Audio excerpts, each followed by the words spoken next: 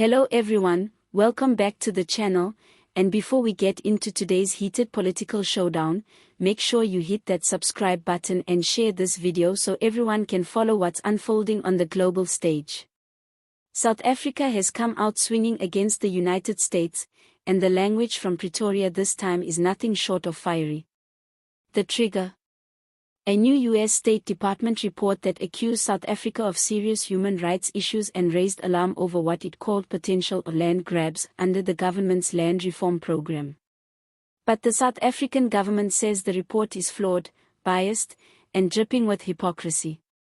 This all began when Washington released its annual Human Rights Assessment, a document that reviews nations around the world and highlights perceived violations, governance issues, and political risks. South Africa's entry in the report was far from flattering. The U.S. cited concerns over corruption in government, police brutality, political interference in the judiciary, and what it described as threats to property rights arising from proposed land expropriation without compensation.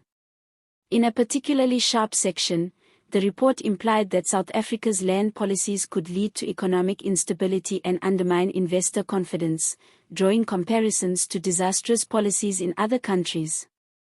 Pretoria wasted no time in hitting back. The Department of International Relations and Cooperation, DIRCO, issued a blistering statement, saying the report was based on outdated stereotypes, selective facts, and political double standards. South African officials argued that the U.S. had no moral authority to lecture anyone about human rights while its own record is marred by systemic racism, mass incarceration, and ongoing police killings of unarmed civilians. They accused Washington of trying to interfere in South Africa's sovereign policymaking, especially on land reform, which the ANC-led government insists is a legitimate process to address historical injustices caused by colonialism and apartheid. At the heart of Pretoria's fury is the U.S. claim that South Africa's land reform process is akin to land grabs. Officials called the term inflammatory and misleading, pointing out that all current proposals are being handled within the framework of the law, guided by the Constitution, and subject to parliamentary oversight. They argue that land redistribution is not about chaos or expropriation by mobs, it's about correcting centuries of dispossession where the vast majority of fertile land remains in the hands of a small white minority. Government spokespeople say that painting this effort as a threat to property rights is a deliberate attempt to undermine the program and protect historical privilege.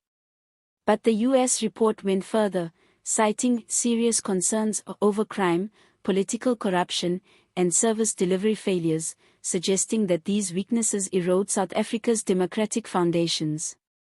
Pretoria's response has been to accuse the U.S. of ignoring the immense progress the country has made since the end of apartheid, cherry-picking negative incidents while conveniently overlooking systemic issues in America's own democracy.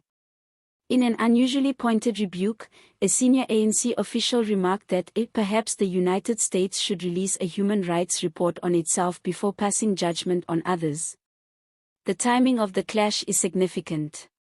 Relations between South Africa and the U.S. have already been strained over Pretoria's position on global conflicts, particularly its perceived closeness to Russia and China.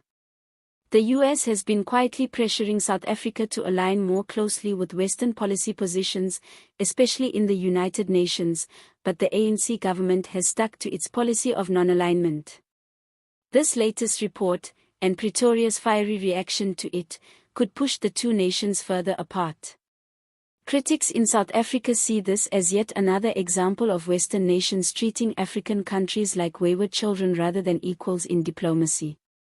They point out that the U.S. regularly overlooks human rights abuses committed by its allies, yet comes down hard on nations that do not toe Washington's line. The ANC and its supporters say this is not just about a report, it's about defending national sovereignty and rejecting a global order where the West dictates the moral standards for the rest of the world. However, not everyone in South Africa agrees with the government's combative stance. Opposition parties such as the Democratic Alliance argue that while the U.S. report may be harsh, some of its points are valid.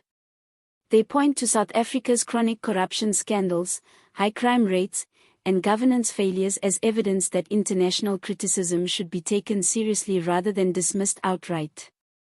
They also warn that alienating the US, one of South Africa's largest trade partners, could have economic consequences, especially at a time when the economy is struggling and unemployment is at record highs.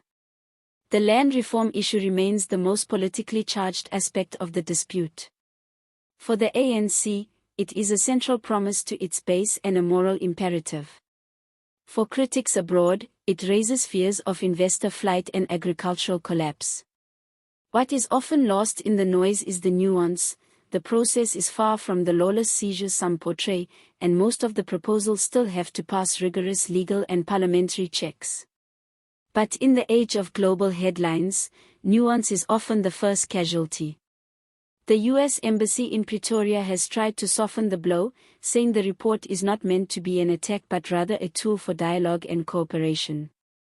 Still, the tone of Pretoria's response suggests that South Africa sees this less as constructive criticism and more as an unwarranted intrusion. In diplomatic terms, both sides will likely downplay the spat in official communications, but behind the scenes, it's clear this has left a sour taste.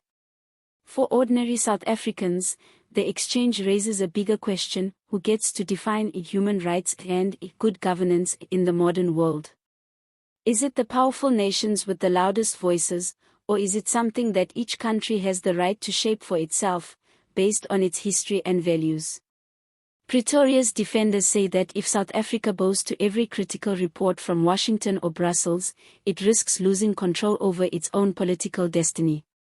But opponents say ignoring or dismissing international warnings could push the country further into isolation. What's certain is that this dispute is not going to be forgotten quickly. The U.S. State Department will issue another report next year, and if relations remain tense, the language could become even sharper. On the other side, the ANC will continue to frame such criticism as part of a larger battle against neocolonialism and Western domination. Between the lines, this is more than just a fight over a report, it's a fight over how South Africa wants to be seen in the world, and whether it will define its own narrative or let others write it for them.